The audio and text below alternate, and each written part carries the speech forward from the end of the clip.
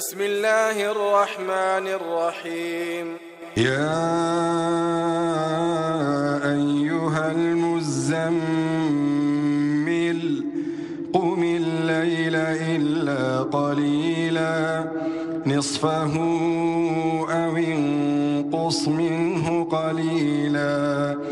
أو زد عليه ورتل القرآن ترتيلا إنا سنلقي عليك قولا ثقيلا إن ناشئة الليل هي أشد وطئا وأقوم قيلا إن لك في النهار سبحا طويلا واذكر اسم ربك وتبتل إليه تبتيلا رب المشرق والمغرب لا إله إلا هو فاتخذه وكيلا واصبر على ما يقولون واهجرهم هجرا جميلا وذرني والمكذبين أولي النعمة ومهلهم قليلا إن لدينا أنكالا وجحيما وطعاما ذا غصة وعذابا أليما يوم ترجف الأرض والجبال وكانت الجبال كثيبا مهيلا إنا أرسلنا إليكم رسولا شاهدا عليكم كما أرسلنا إلى فرعون رسولا فعصى فرعون الرسول فأخذناه أخذا وبيلا فكيف تتقون إن كفرتم يوما يجعل الولدان شيبا السماء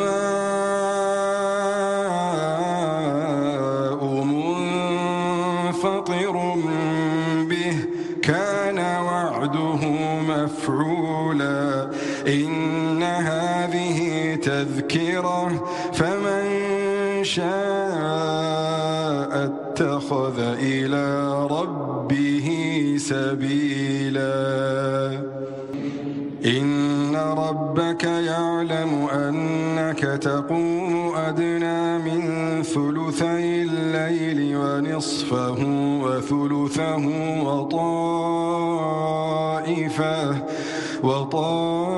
وطائفة من الذين معك والله يقدر الليل والنهار علم أن لن تحصوه فتاب عليكم فاقرؤوا ما تيسر من القرآن علم أن سيكون منكم مرضى وآخرون يضربون في الأرض يبتغون من فضل الله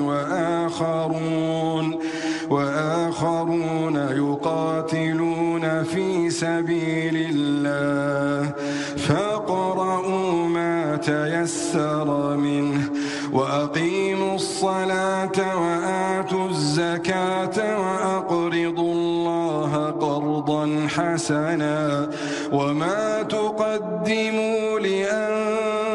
لأنفسكم من خير تجدوه عند الله